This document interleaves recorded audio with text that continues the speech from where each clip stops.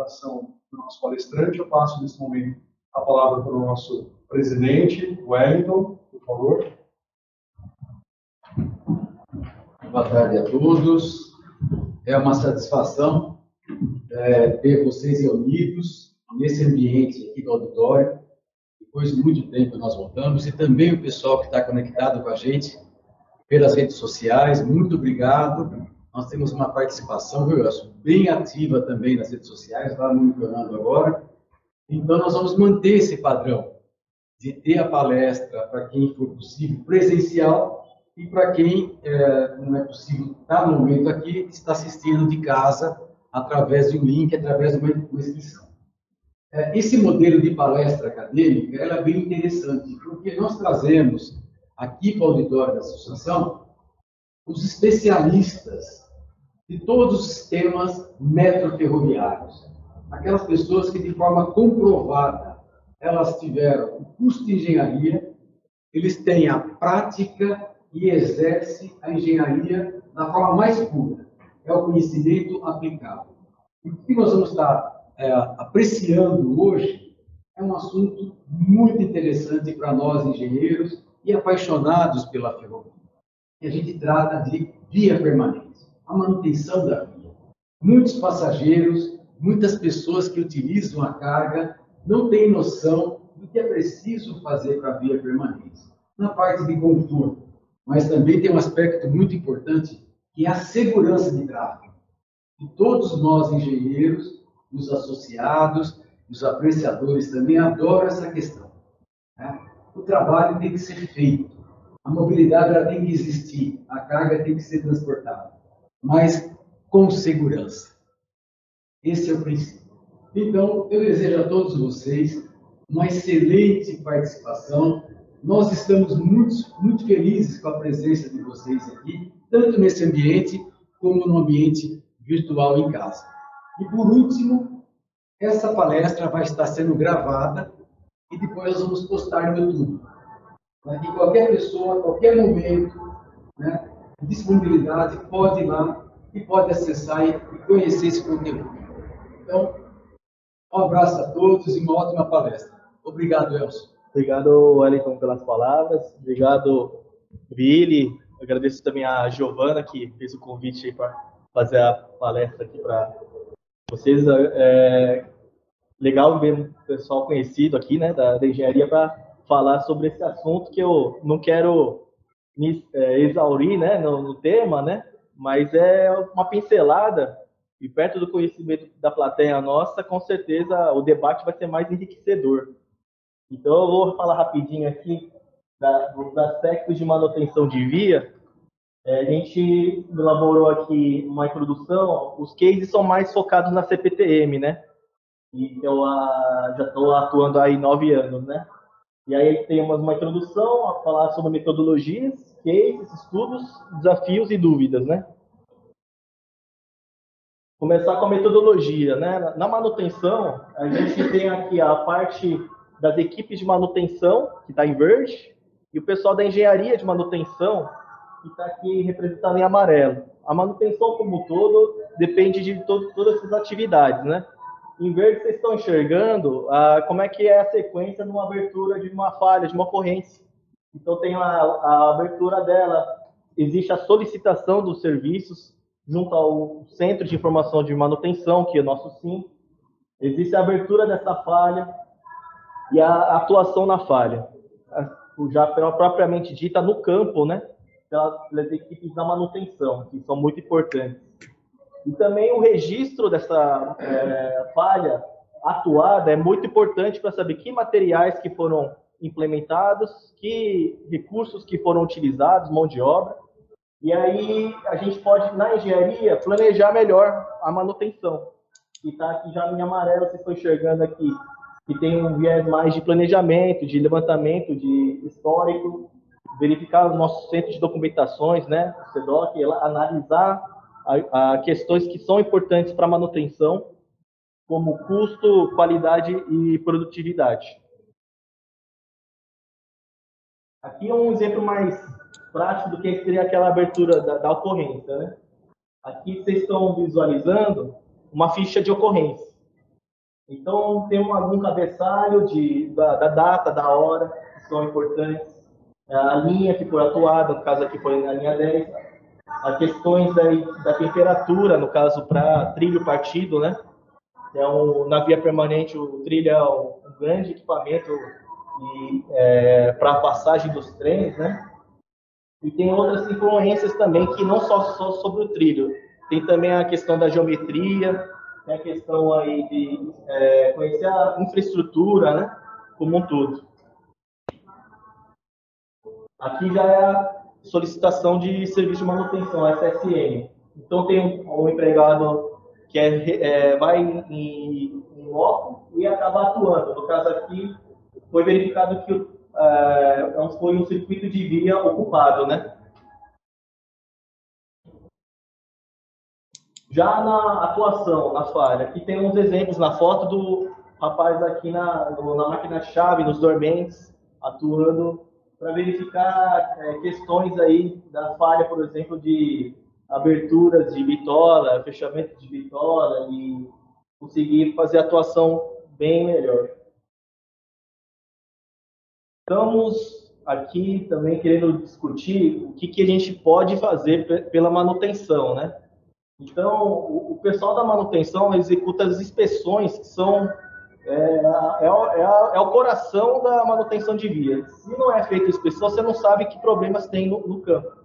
Então, aqui tem uma foto mostrando o pessoal fazendo a rotineira inspeção na via, a ronda, né, na via, e também à noite, para verificar as dificuldades da nossa equipe de manutenção, tendo que atuar também com recursos com falta de iluminação natural, né? Então, é bem difícil também executar certas atividades, mas nossas equipes estão treinadas para executar essa inspeção também em emergências, né? E a gente está visualizando aí tecnologias lá pela engenharia. Então, a gente está estudando, por exemplo, o uso de trolleys de via permanente. O caso aqui tem uma estação robótica atrelada ao trolley, e aí é possível fazer um aumento e melhoria da precisão das correções de via permanente, pelo melhor levantamento. Aqui tem os valores, né, em dólares do trolley e da estação robótica em reais. Ou também o caso, por exemplo, de ferramentas que permitem o levantamento como um todo, que são os laser scanners. Eles não estão para substituir, né, as equipes de inspeção, mas para complementar. Então, agora chegou um momento que eu queria detalhar um pouquinho a prática do que é essas ferramentas, né? Então, deixa eu mostrar aqui para vocês esse link. É um exemplo prático. Vocês estão enxergando um levantamento do pátio Germinal Feio. Aqui a gente pode visualizar que foram feitas diversas cenas de captura com aquela estação total. Então, por exemplo, aqui a gente fez, clicando num dos círculos, é possível visualizar numa foto 3D, como se você estivesse em campo, como que é a realidade do pátio. Você consegue verificar o pátio, que tem cerca de 800 metros de comprimento, simplesmente clicando nas esferas, né, que são as cenas de captura, e permitir que a gente, em vez de ter o traslado, até ter o deslocamento, todo o tempo, né, de chegar no local, né, todo mundo conhece Germinal Feio, né, estamos aí na linha 12, cerca de 1 hora, dependendo do local que vocês estiverem, por exemplo, Luz, Lapa, né? Para chegar nesse pátio. Então, facilita na questão de transporte, facilita também a questão de enxergar, sem criar acidentes, né? Para as equipes, eles não vão estar andando em situação insegura, né? Questões aí que podem ser geradas de tropeçar, né? Em brita, etc., né? E aqui é possível também fazer medições de como que está, por exemplo, esse porte de espaçamento. Então, dá para visualizar na caixinha, tem 30 metros o pórtico, 20 metros o pórtico, certo? Então, essa é uma ferramenta que a gente acha interessante, fora que depois disso a gente pode avançar e desenvolver os próximos passos da engenharia, que é desenvolver o projeto, que o que se fala bastante hoje é o BIM, né? E essa parte também referente a desenvolvimento integrado de todas as áreas da CPTM, né? Aqui é um outro estudo que está em andamento. No caso, a máquina de chave, a gente tem tempos em tempos para fazer a inspeção. Se a máquina-chave falasse, quando tivesse problema, era o melhor dos mundos, né? Então, hoje, com a tecnologia, é possível fazer com que a máquina-chave fale para nós. Como é que isso é feito? Com o uso de microprocessadores e sensores. Então, no caso aqui, é um exemplo de usar, verificar a energia despendida para a movimentação da máquina de chave ao longo do percurso de abertura e fechamento. Isso é mostrado em gráficos, né? Que tem picos de corrente. Então, se a gente tem um gráfico padrão, é possível verificar se está fugindo da escala do gráfico padrão e verificar se realmente teve falhas. Isso é muito bom para quem quer fazer uma manutenção mais assertiva, mais rápida, né? Então, a gente está verificando os estudos em relação a isso. Aqui, por exemplo, já visualizando também a possibilidade de monitorar esses ativos, né? Com o uso hoje de wireless e 4G, é possível mapear, usando sensores, diversos pontos de ativos de AMVs e máquinas-chave atravessando. Um desafio também que é interessante, no caso de uma linha recente, mais nova nossa, a linha 13, que vai para Guarulhos, aeroporto. Então, aqui é mostrado uma planta, né, de documento técnico, que são viadutos, lá é todo ele em elevado, né? Então, a gente tem esse desafio de trabalhar hoje em fixação direta sobre a via a cada 10 metros, 20 metros de altura, em situações que as programações junto à operação, né, que é a nossa colega importantíssima no desenvolvimento da manutenção, né, e existe aquela briga saudável, né, para entrar e desenvolver os serviços, né. Então, no caso aqui para os elevados, a gente tem uma situação bem complexa. E no caso dentro do elevado, um desafio ainda maior é um aparelho de dilatação de trilhos, o ADT, que é, diferentemente dos AMVs, que a gente está mais acostumado, isso é um equipamento novo na CPTM, não é novo no Brasil, porque o metrô já tem um ADT, mas para a CPTM é novo. E ele tem, qual que é a questão dele? Existem peças que permitem fazer a dilatação da estrutura, porque a estrutura ao longo do dia ela varia, dá para visualizar aqui a movimentação da dilatação do trilho da laje da via e da laje da estrutura. Como a laje da estrutura movimenta com a dilatação térmica, então o trilho acaba movimentando. Se a gente não tivesse o ADT, provavelmente teria uma flambagem aqui, teria um entortamento do trilho, né? Então aqui a ideia é simular a possibilidade do trilho correr paralelamente à agulha, que existe uma agulha aqui, está seccionado o trilho, porém de uma tal forma que as placas e as fixações permitem correr longitudinalmente, mas não transversalmente, impedindo aberturas de via que causam descarrilamentos, né?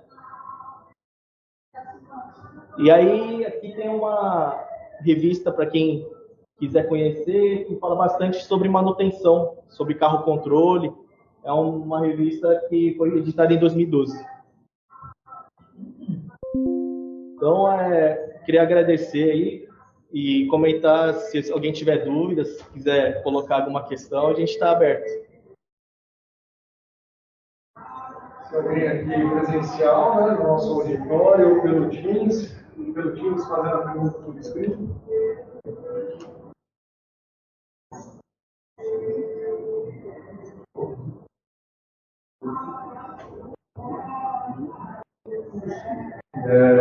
Sem perguntas? Wellington, por favor.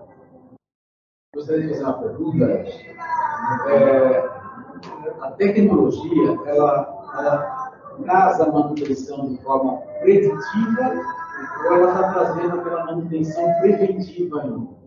E a hora que você coloca os sensores, você consegue prever quando vai ter aquela falha ou você atende a hora que você tem a falha? Essa é uma boa pergunta, né? A gente não chegou na preditiva ainda, né? Porque a preditiva, você precisa ter o histórico muito bom, muito bem desenvolvido para você avaliar tendências, né? E no caso a gente está com falta desse histórico. Então a ideia do monitoramento é trazer esse histórico e aí quem sabe a gente chega na preditiva visando antecipar essas situações, visando alcançar o melhor momento de intervenção com menor custo do que a gente esperar acontecer algum problema e aí a gente atuar sabendo que houve prejuízo para os clientes nossos e também com alto custo para manutenção. Eu não sou da área, mas eu gostaria de saber uma coisa. Talvez se tivesse explicado, eu não tivesse entendido bem. Porque ele tem a sua dilatação. Os clientes também têm concreto. O que você faz para pensar tudo o que o banheiro custou para poder fazer a compensação, fazer a dilatação de tal maneira que uma atrapalha o outro? Deixa eu voltar aqui na tela. Aqui, Nil, só destaca a pergunta, a experiência dos dois materiais, eu achei importante. Legal. Fazer a pergunta. Eu sou mecânico, não sou. A pergunta foi como é que é o fenômeno, né, de conseguir fazer o deslocamento do trilho, sendo que as estruturas são rígidas, né? É uma pergunta super interessante, né? Então deixa eu explicar aqui. Tá vendo a parte em azul, que é a agulha? A agulha, nesse caso, ela é fixa no ADT. Por que ela é fixa? Porque essa parte do viaduto, ele tem menor dilatação térmica. Então, ela tem menor movimento das juntas, né? Das extremidades. Enquanto que a outra obra de arte, do outro lado, onde não está a agulha, ela movimenta porque ela tem essa dilatação. Então, o que acontece? Quando a estrutura dilatar, os trilhos de encosto que estão travados nessa parte da estrutura, certo? Enquanto que o trilho de encosto laranja, nessa parte, ele não está travado na longitudinal. Ele está travado apenas na lateral, para não abrir. Então, ele consegue movimentar esse trilho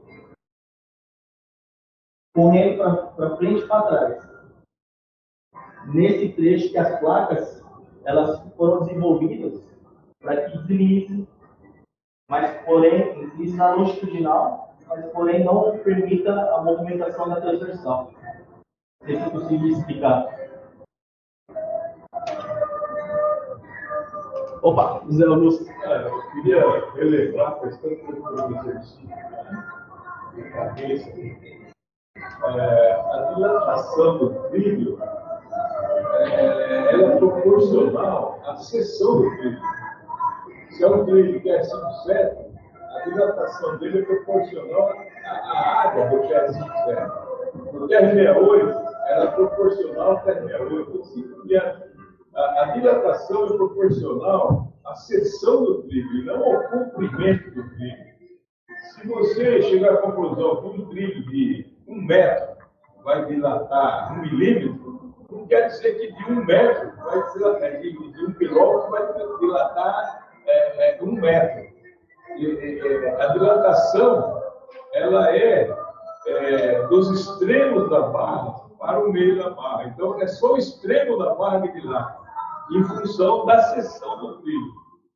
Então, se você pega uma barra de 1 quilômetro e você acha que ela vai dilatar inteira, não, há as extremidades que vão dilatar em função da seção. em função da temperatura, lógico.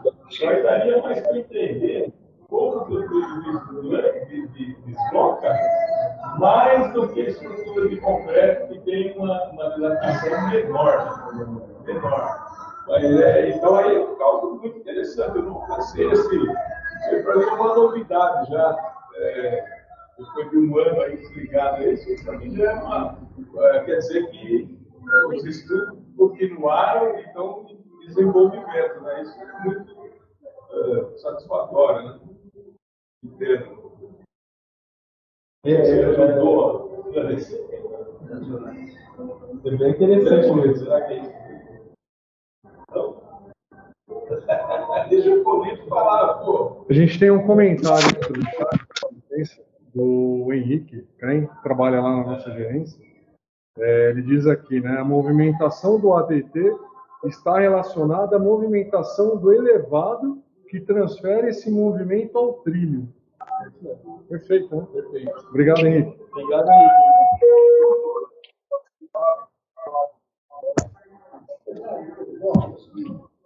São dois materiais que têm coeficientes de dilatação linear diferentes.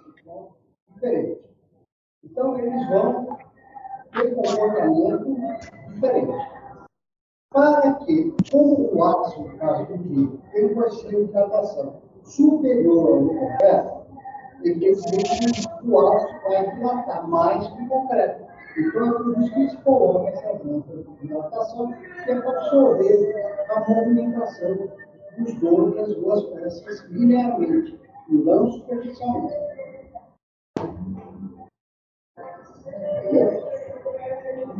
Sim. E é que isso aqui normalmente ocorre em estruturas de objetos concretos e não ocorre em estruturas metálicas, como é o caso da ponte sobre o canal de Petiópolis.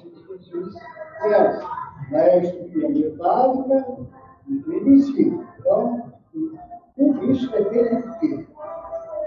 Do tipo de fixação que o fluido está, a fixação que está ali definido na estrutura. Seria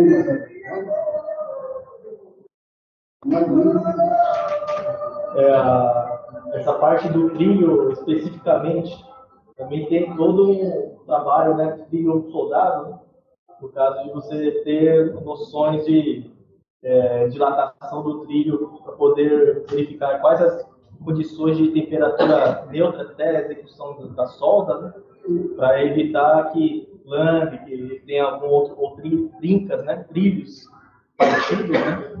Na verdade, essa temperatura neutra que você está falando é que é o gráfico de tensão da informação do aço. Né? Você, à medida que você deforma um elemento, né, devido à temperatura, ele vai criar uma tensão. Se você segura essa dilatação, vai colocar essa tensão dentro da peça. Né? É isso? Sim. É uma equaçãozinha simples, diferencial, né? E dá para explicar direitinho como é que funciona isso. Então, Cabe uma palestra, né? Cabe uma palestra. Cabe uma palestra, mas foi uma oportunidade para misturar coeficiente de dilatação linear com coeficiente de dilatação superficial.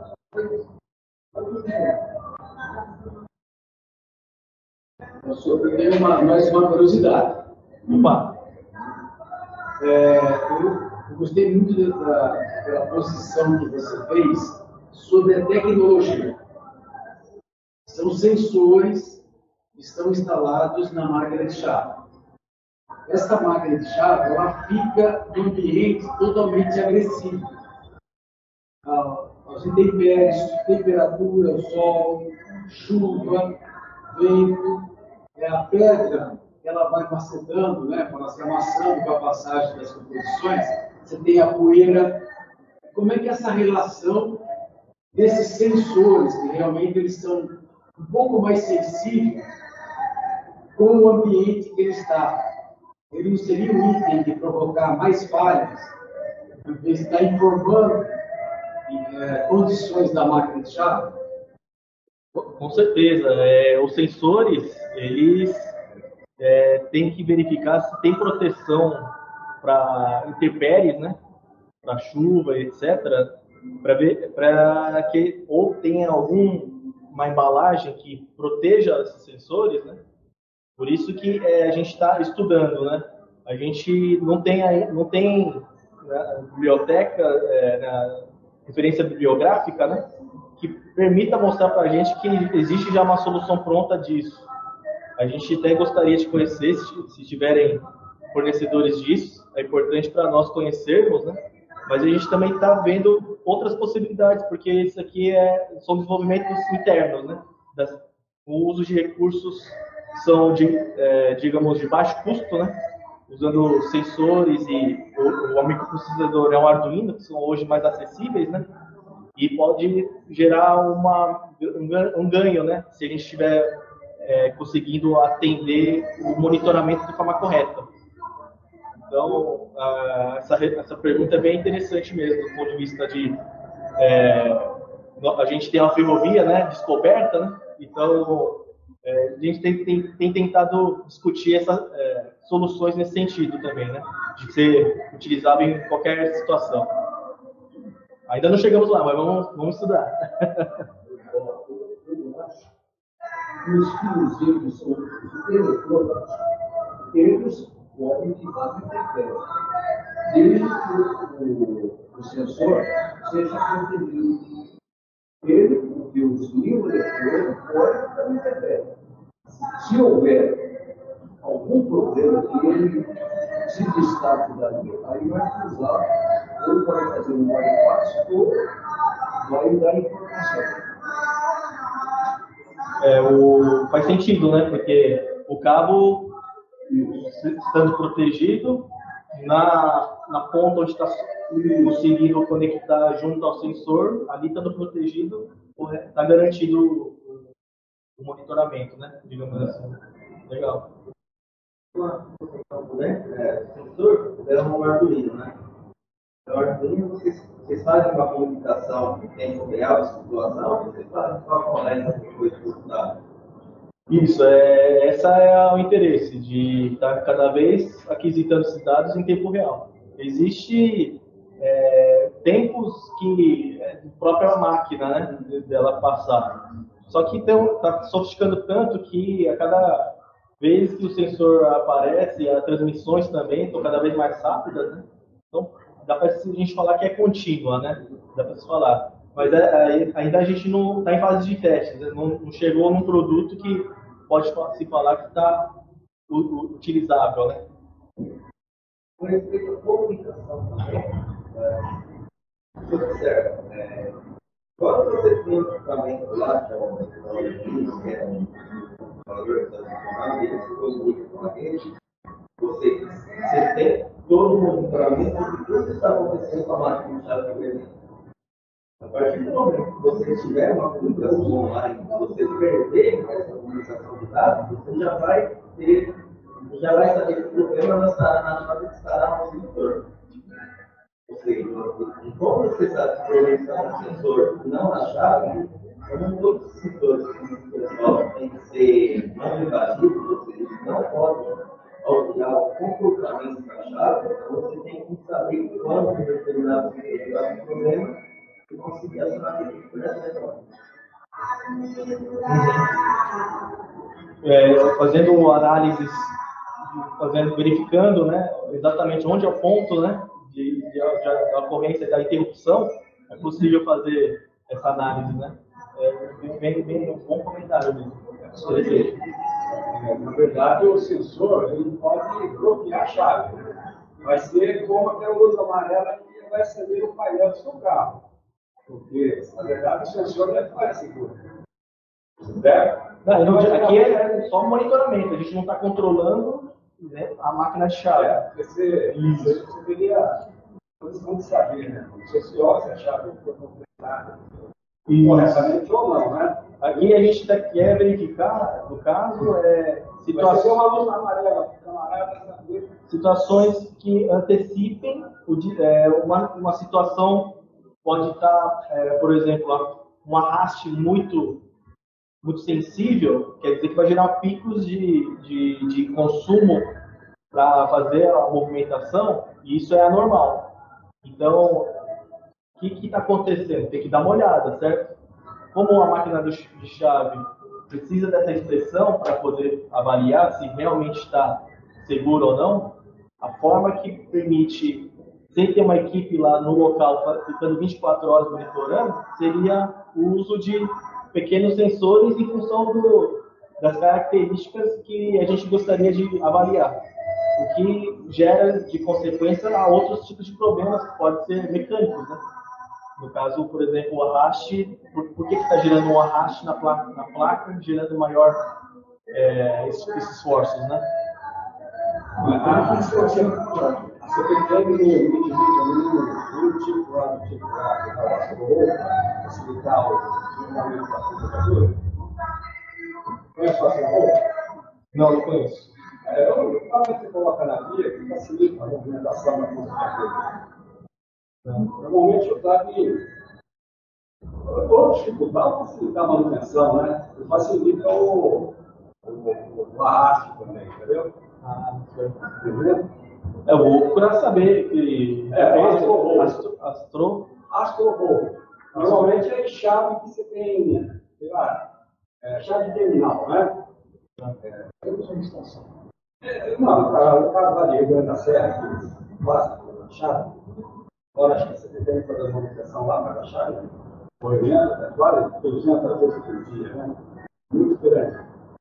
E é justamente um negócio, é um facilitador, sabe? Astrobolt. Vou procurar saber. Obrigado aí pela dica. E a outra coisa é o seguinte, a chave que você mostrou é a máquina de chave, é uma mais moderna que existe, né? E as antigas? Também temos que aprimorar. Para as antigas a gente ainda não pensou isso, não pensou nada. Posso fazer colocar um questionamento que foi feito no Teams, né? Essa tecnologia em teste vai necessitar do 5G? E o que vai melhorar o dia a dia do passageiro? Esse trabalho, essa apresentação, se destacaria nisso? Assim, para o cliente final, ele vai ter uma situação que pode-se dizer que, estando confiáveis, né, os testes, todos os ensaios, né, as verificações, ao final disso tudo, pode-se dizer que a gente pode ter um item, né, da máquina de chave, um parâmetro da máquina de chave, bem digamos assim, com mais informações que possam ser analisadas e, junto com as equipes de manutenção, que são insubstituíveis hoje, conseguir atuar de uma forma mais assertiva, né? Seria isso. E o 5G chegando, né, tem todo um horizonte aí, né, de atuação, porque as transmissões de dados vão ser cada vez maiores, né, com sensores cada vez mais potentes, né? Então, acaba tendo maior aquisição de dados e em menor tempo, né? Isso é bom, principalmente para nós que fica mais em escritório da engenharia, né? Que necessitamos de dados do campo, né? E na velocidade que às vezes é necessária, só o 5G vai poder fornecer. Não transmitir apenas uma telemetria, né? Esses pacotes de dados mais complexos. Né? Exatamente. Volumes de dados, né, que se pode obter cada vez maiores, né? Cada vez mais sofisticados. Perfeito.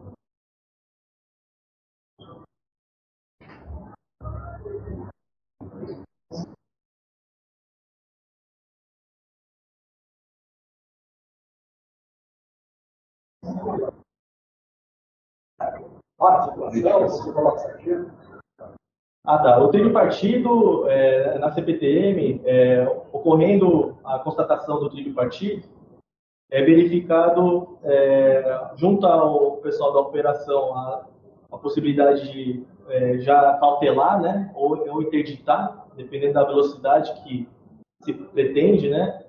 E com a segurança necessária, a gente tem sargentos que são aplicados junto a talas de que fazem a ligação, né? De ambos os ao lado dos trilhos, né?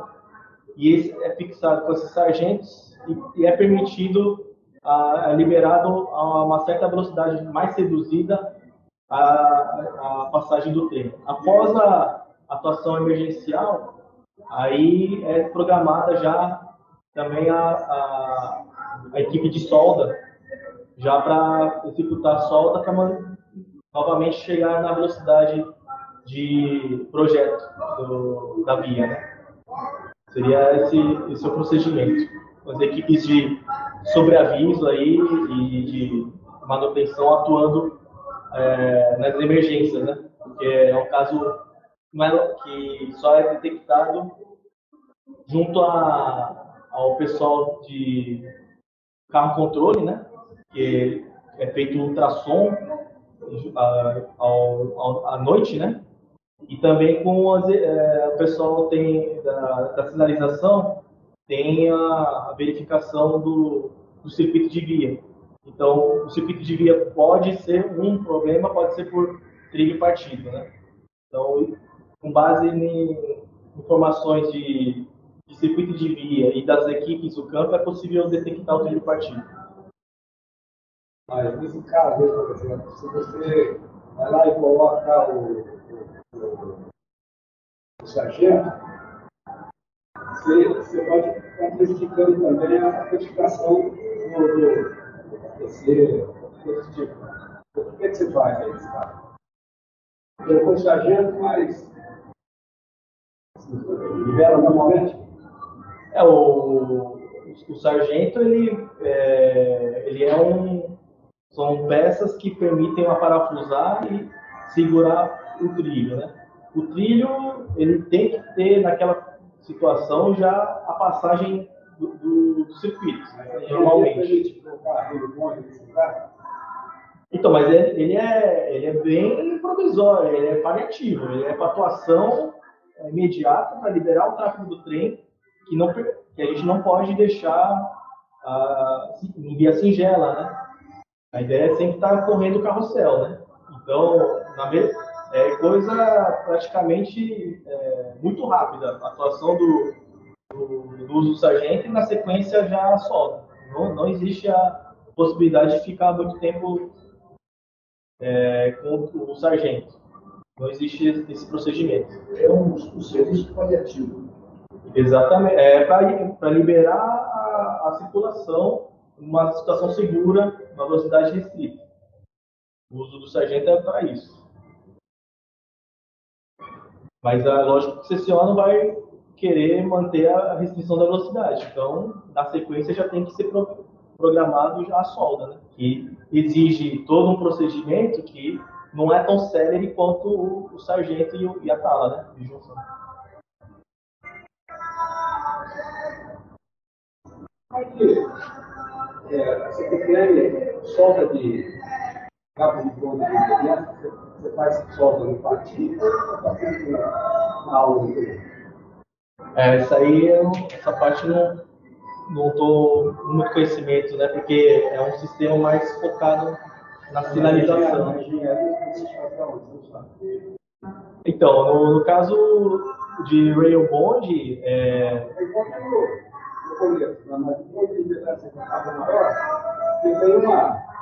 isso aí, pessoal, aqui pode falar, esse pessoal do patinho pode provocar algum efeito, se nada na alma pode provocar algum efeito, é isso, né? O recuo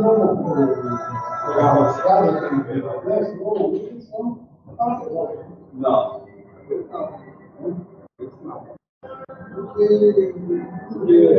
Porque sem parafuso você pode provocar aquela dimensão não,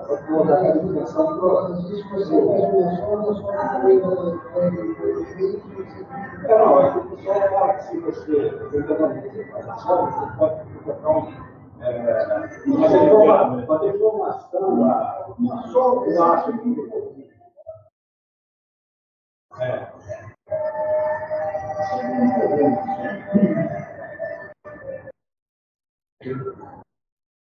Mais alguma questão? Então, caminhamos aqui para o nosso encerramento. Neuan, muito obrigado, parabéns pela apresentação. Com a palavra ao nosso presidente Wellington, por favor. Vou ficar perto de você aqui, né, que nós temos o pessoal também assistindo, viu, em casa, no ambiente, voltando para casa, né? Então, a gente agradece vocês que estão online com a gente durante essa palestra. Agradecemos também aos que estão aqui no auditório, retomando, né, de forma segura. E, Elcio, a gente agradece. Eu vou deixar para você aqui uma paixão que é da nossa associação. A nossa associação é uma das 5 mais antigas em atividades aqui no Brasil. E essa aqui é a nossa revista Ferrovia. É uma revista que ela tem o código ISSN, atestada pelo Ministério da Educação e da Cultura. Tá certo? Então, eu vou deixar o arquivo com você, físico, né? Das nossas principais revistas.